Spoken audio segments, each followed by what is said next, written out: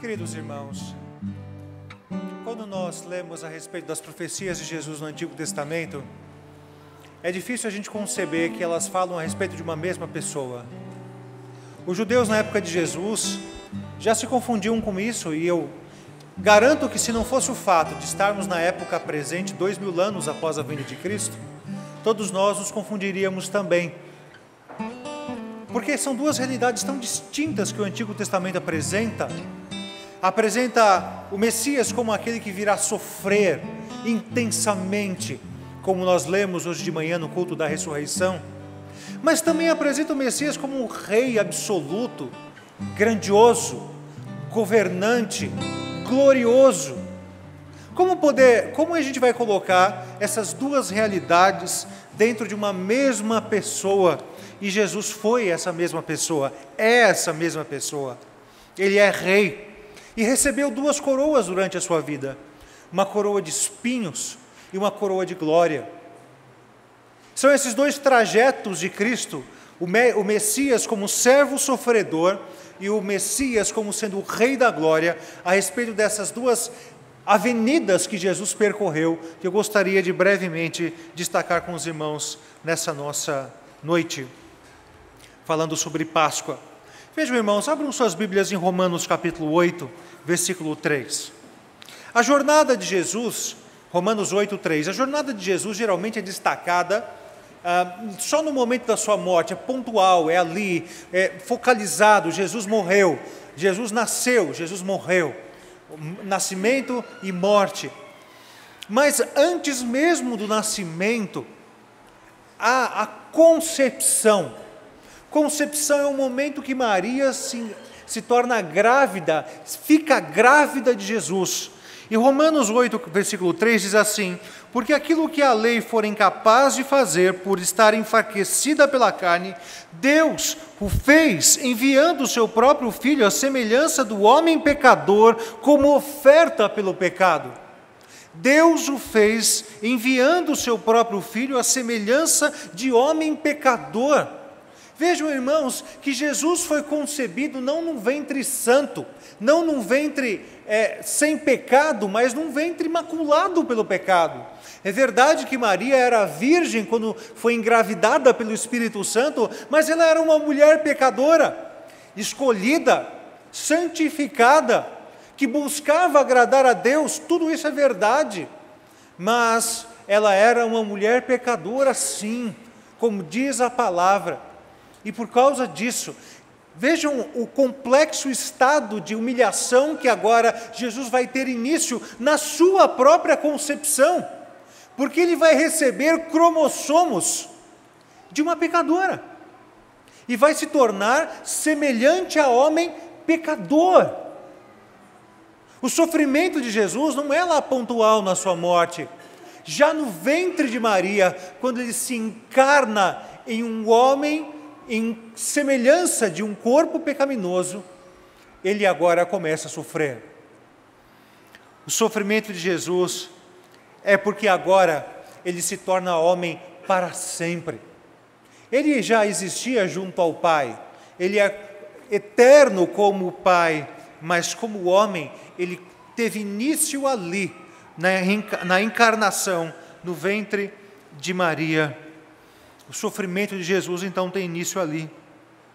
Mas não é só isso, não é só porque ele se encarna em ser humano, não é porque também ele se torna homem para sempre, mas também porque ele nasce nas condições as piores possíveis. Era a época de recenseamento, cada família tinha que voltar à sua cidade de origem para se inscrever no recenseamento conforme ordenado pelo rei Herodes. Então é nesse trajeto de Maria indo para Belém, eles moravam ao norte, na região mais ao norte, na região de Nazaré, eles vão rumo ao sul e chegando a Belém, Jesus tem o momento do nascimento, Maria entra em trabalho de parto, e não havia hospedaria, não havia lugar nenhum, e ele então nasce numa estrebaria. Eles então pegam o lugar onde o animal comia, a manjedoura, limpa aquilo, forra com palhas, e aquele é o primeiro berço de Jesus. O sofrimento de Jesus na sua encarnação, no seu nascimento, é visto também por esse aspecto. Ele nasceu em condições extremamente precárias, animais ao seu lado, né? Imaginem só, tem tantos bebês aqui na igreja e a gente se preocupa muito com isso, né? Vamos visitar as maternidades antes do nascimento do bebê. Vamos verificar o estado delas. Imagina se você vê uma galinha passeando pelo meio do lugar ali do parto das crianças, ou um boi pastando. Isso pode parecer engraçado pensarmos a nossa própria vida, mas isso se tornou realidade na vida do nosso rei, e isso foi muito sofrido para os seus pais também.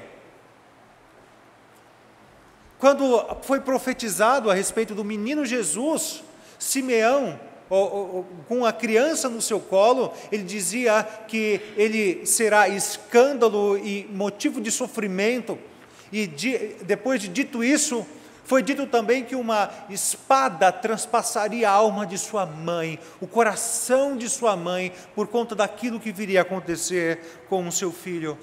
Vejam o sofrimento. Toda a vida de Cristo foi motivo de sofrimento. Jesus fez-se servo de perversos. Já imaginou isso? O Rei dos Reis, o Senhor dos Senhores, aquele que é santo, que é puro, que é chamado nas Escrituras de Alfa e Ômega, o princípio e o fim.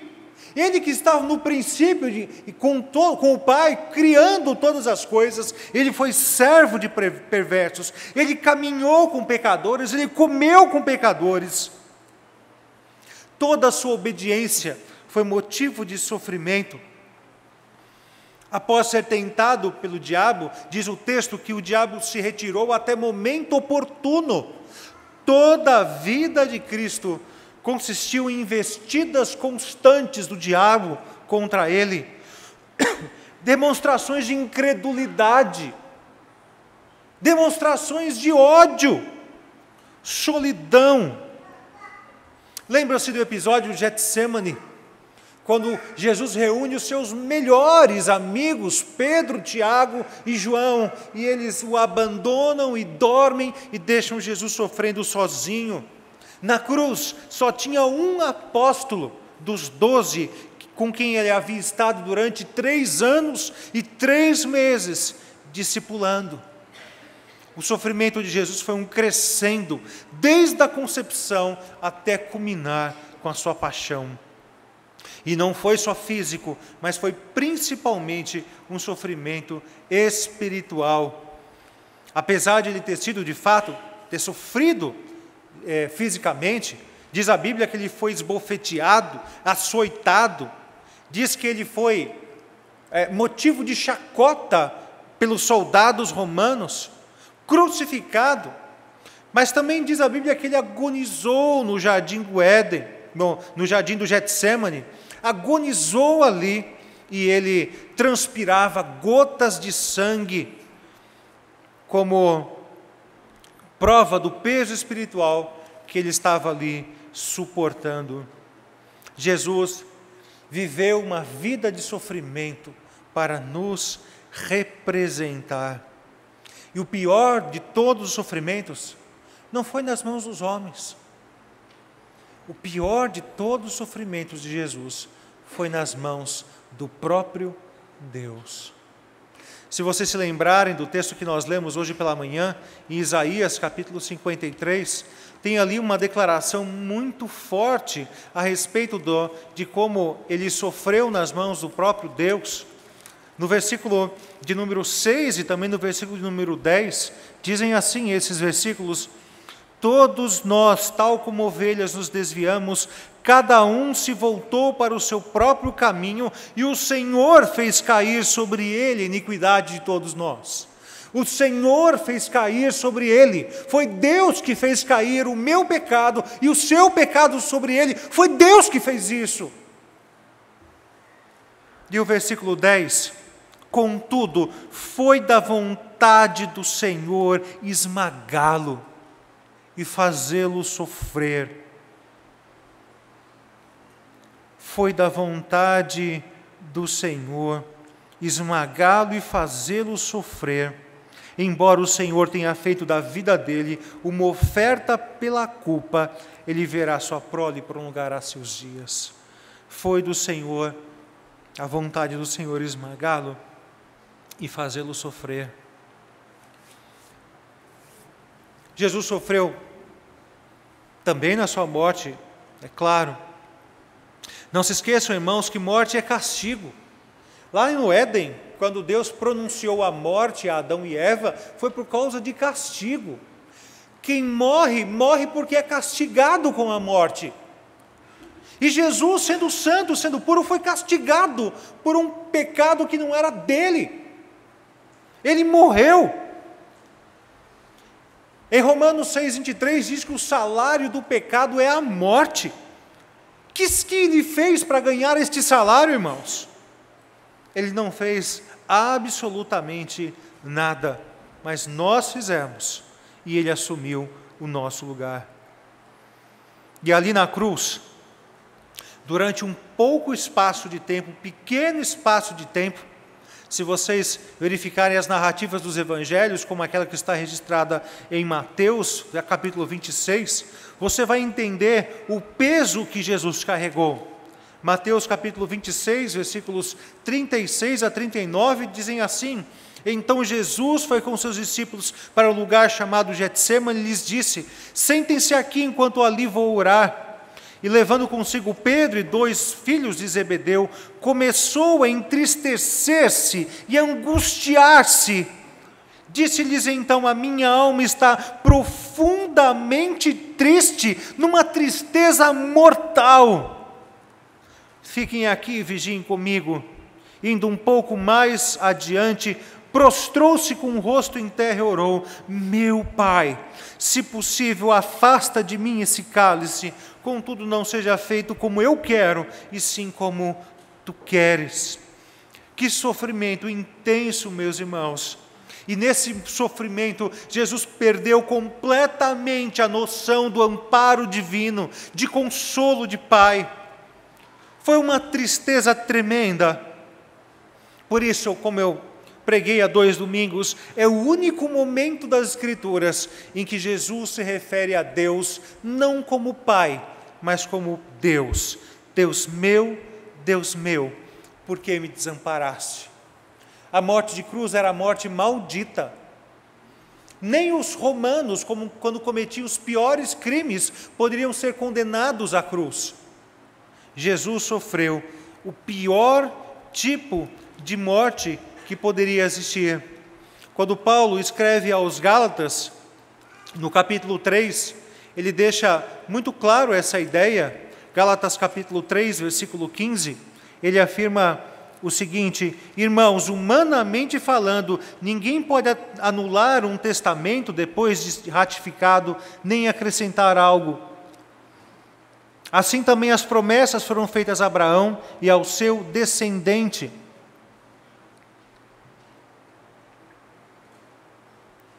Acho que anotei aqui o errado no versículo, irmãos. Perdoem-me. Deuteronômio capítulo 21 traz essa ideia de maldição. Capítulo 21, versículo 23. Diz assim a Escritura Sagrada. Deuteronômio 21, 23.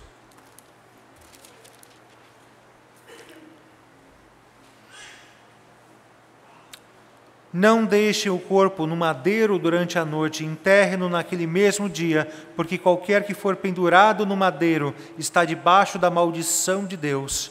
Não contaminem a terra que o Senhor, o seu Deus, lhe dá por herança. Aquele que foi pendurado no madeiro está debaixo da maldição de Deus. E Jesus Cristo, na sua morte, se fez maldição em nosso lugar. Ele também nos representa nesse sofrimento, na própria sepultura. Quando Deus anuncia o castigo da morte a Adão e Eva, ele diz o seguinte a eles: que vocês vão voltar ao pó. Isso é um estado de humilhação. E é por isso que Jesus foi humilhado indo à sepultura. Quando a gente recita o credo apostólico, nós dizemos o quê? Padeceu sob o poder de Pôncio Pilatos, foi crucificado, morto e sepultado, desceu ao Hades. E ali, irmãos, Desceu ao Hades quer dizer lugar e estado de morto, lugar e estado da morte. O lugar era a sepultura, o estado era realmente morto. Desceu ao Hades não quer dizer que Jesus foi ao inferno, embora o inferno tenha ido até ele, mas quer dizer que Jesus estava realmente morto, como morre um pecador. Ele não era pecador, mas ele morreu como um pecador.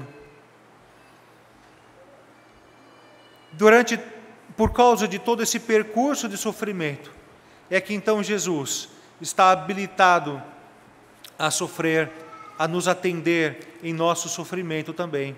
Se você olhar aquilo que escreve o autor de Hebreus, no seu 2º capítulo, ele fala exatamente essa realidade, comparando o nosso sofrimento com o sofrimento de Cristo.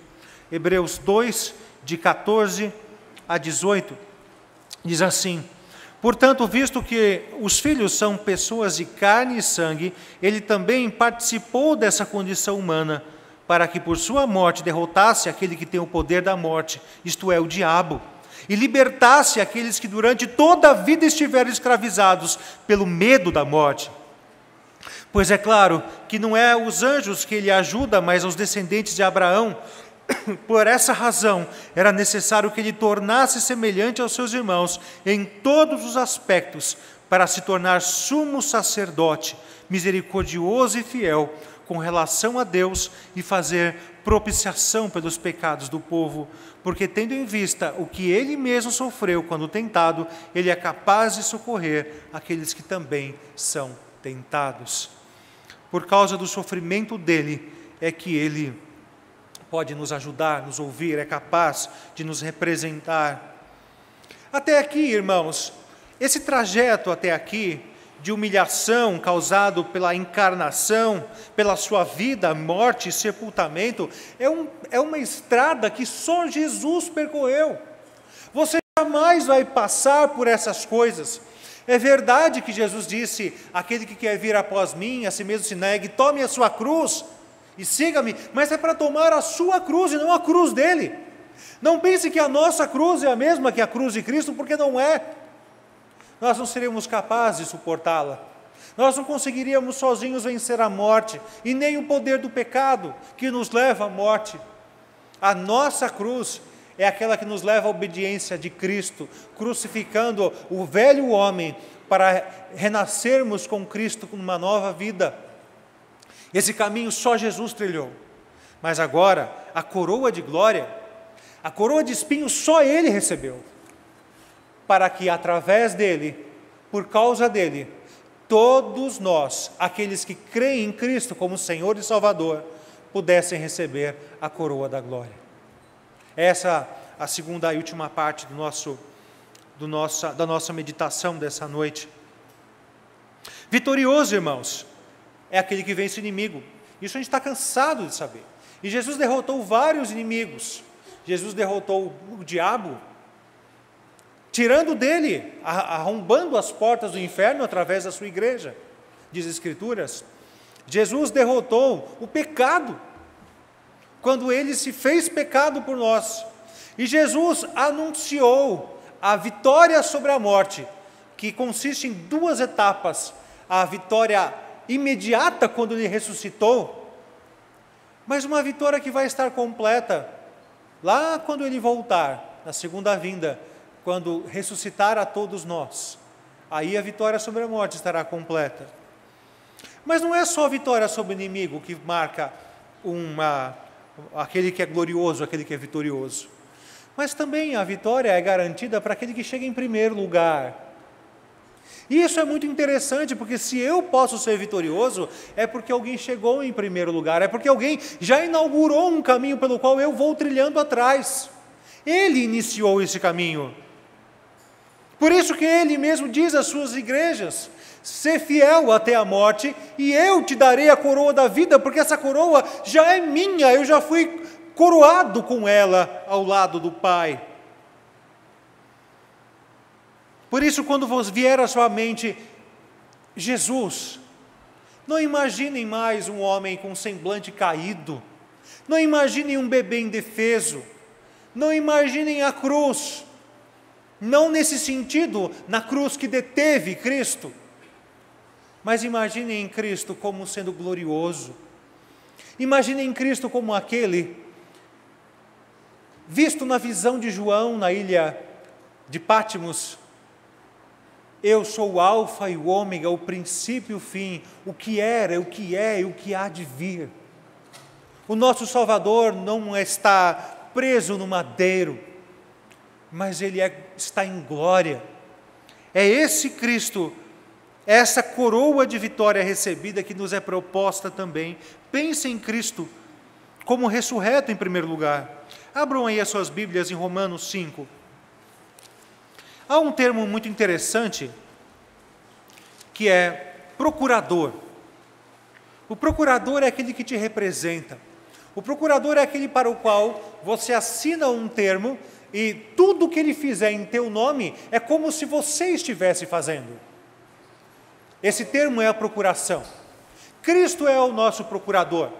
Mas antes de Cristo nós tínhamos um outro procurador, anunciado aqui no capítulo 5 de Romanos. Vejam só a partir do versículo 12. Portanto, da mesma forma como o pecado entrou no mundo por um homem, e pelo pecado a morte, assim também a morte veio a todos os homens, porque todos pecaram. Vejam, irmãos, a realidade aqui é que através de Adão, o primeiro homem, através dele entrou a morte, e porque ele era o nosso ascendente, porque ele era o pai do meu pai, por causa disso eu descendo de pecadores e eu conheço o pecado a partir da própria concepção. Como disse Davi, em pecado me concebeu minha mãe. Por isso, através dele, em Adão, eu recebi o pecado, eu recebi a morte. Vejam só o versículo 16 desse mesmo capítulo. Não se pode comparar a dívida de Deus com a consequência do pecado de um só homem. Por um pecado veio o julgamento que trouxe a condenação. Através desse meu representante, eu recebi julgamento e condenação. Ofensa para com Deus. Mas em Cristo, irmãos, faça uma comparação. Continue lendo o versículo 16. Mas a dádiva decorreu de muitas transgressões e trouxe justificação. Em Cristo eu sou justificado. Mais do que isso, veja o versículo 17. Se pela transgressão de um homem reinou por meio dele, reinou a morte por meio dele, muito mais aqueles que recebem de Deus a imensa provisão de graça e dádiva da justiça reinarão em vida. Por meio de Cristo nós recebemos vida abundante, nós reinaremos, nós recebemos reino, justiça, graça. Jesus venceu a doença do pecado que nós recebemos de Adão, pois essa doença nos levava à morte. Nós nascemos com um câncer chamado pecado. Agora avance para o capítulo seguinte de Romanos, Romanos 6. Vejam só o que diz a partir do versículo 4. Romanos 6, versículo 4 em diante, fala a respeito da nossa união com Cristo na ressurreição. Diz assim: fomos sepultados com Ele na morte por meio do batismo, a fim de que, assim como Cristo foi ressuscitado dos mortos, mediante a glória do Pai, também nós vivamos uma vida nova. Se dessa forma fomos unidos a Ele na semelhança da sua morte, certamente o seremos também na semelhança da sua ressurreição. Pois sabemos que o nosso velho homem foi crucificado com Ele, para que o corpo de pecado seja destruído e não mais sejamos escravos do pecado, pois quem morreu foi justificado no pecado. Ora, se morremos com Jesus, cremos que também com Ele viveremos, pois sabemos que, tendo sido ressuscitados dos mortos, Cristo não pode morrer outra vez. A morte não tem mais domínio sobre ele, porque morrendo ele morreu para o pecado uma vez por todas, mas vivendo vive para Deus. Da mesma forma, considerem-se mortos para o pecado, mas vivos para Deus em Cristo Jesus. Ou seja, através de Cristo, eu ressuscito também. E isso não é futuro, é presente. Porque ele está dizendo, olha, assim como Cristo morreu, morra o seu velho homem. E assim como ele ressuscitou, ressuscite já em novidade de vida. Não significa uma morte literal imediatamente, mas significa fazer morrer diariamente, constantemente, tudo aquilo que te leva a fazer as coisas que desagradam a Deus. E ressuscitar, então, significa que você vai agora buscar uma nova vida, praticar aquilo que está registrado na palavra. Se Ele morreu por você, a sua declaração tem que ser: Pai, pelo Senhor agora eu vou viver. E eu vou fazer o que o Senhor mandar, porque o que o Senhor manda é melhor do que aquilo que o meu coração manda. Ser vitorioso, então, na ressurreição de Cristo, receber a vitória de Cristo, significa isso, viver em novidade de vida. Como eu sei que eu sou vitorioso? Se eu vivo como Cristo viveu.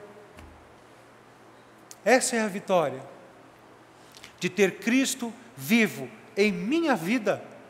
Como disse o apóstolo Paulo, logo não sou eu mais quem vivo, mas Cristo que vive em mim.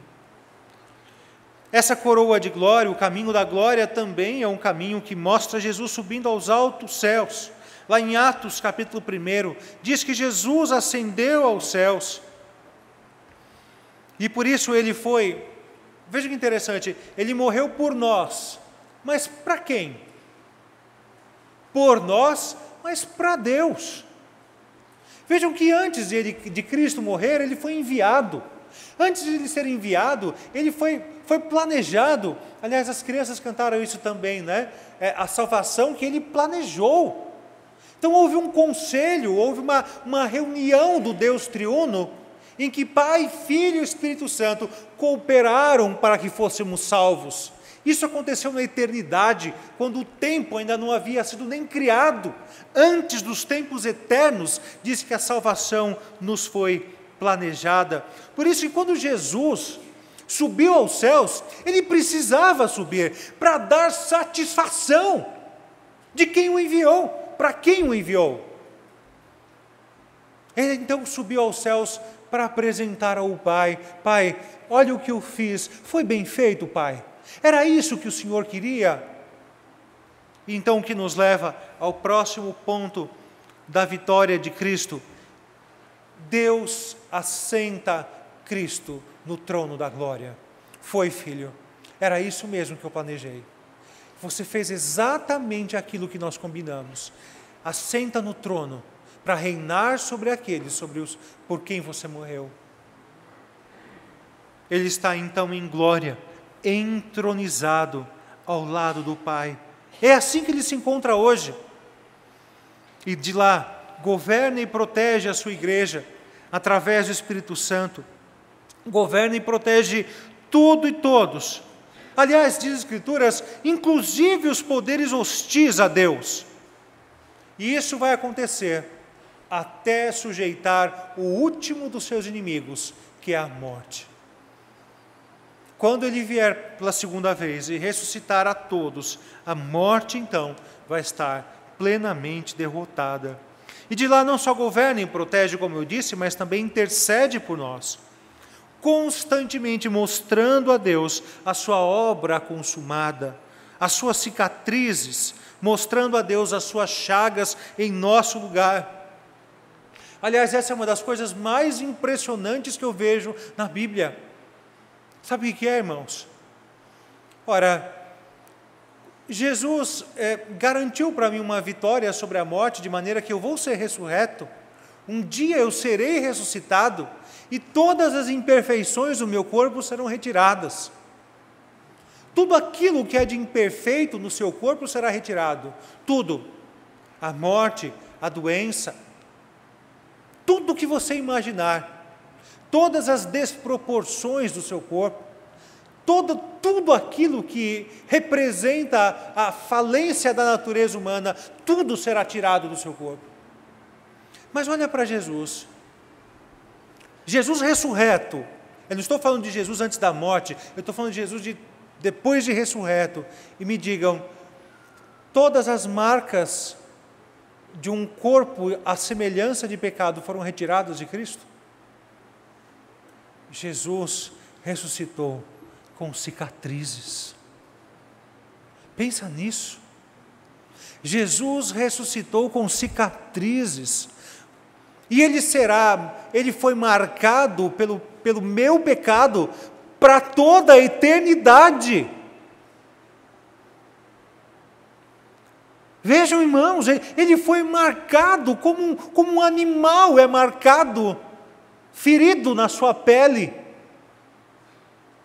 Ele foi marcado para toda a eternidade por conta do meu pecado. Ele, nessa condição, intercede por nós, reinando no trono ao lado do Pai. E por fim, coroando, completando esta vitória de Cristo, ele virá como juiz. Tudo o que aconteceu por Jesus foi predito por ele mesmo antes. Jesus chegou ao ponto de consolar os seus discípulos antes da sua morte, chamando eles e preparando eles para o futuro, para o seu próprio martírio. Ele falou que ele ia ressuscitar também e se cumpriu. Ele disse que mandaria o Espírito Santo veio, o Pentecostes aconteceu, e então ele disse que um dia voltaria. Aquele que teve a sua palavra cumprida por toda a sua vida, será que resta alguma dúvida de que de fato a profecia sobre a sua vinda se cumprirá? Não, não resta nenhuma dúvida, se cumprirá com certeza. Mas não vai ser mais como o Salvador, vai ser como um juiz. E esse é o estágio final da sua vitória, quando a palavra diz que todo joelho se dobrará, reconhecendo quem de fato Ele é. Toda língua vai confessar que Cristo de fato é o Senhor.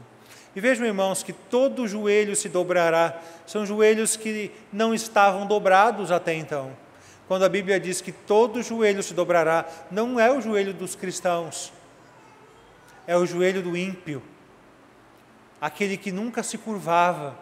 E quando Jesus aparecer em glória nos céus, não haverá mais joelhos eretos, não haverá pessoas de pé, só haverá joelhos dobrados. Mas infelizmente, naquele dia, já será tarde demais.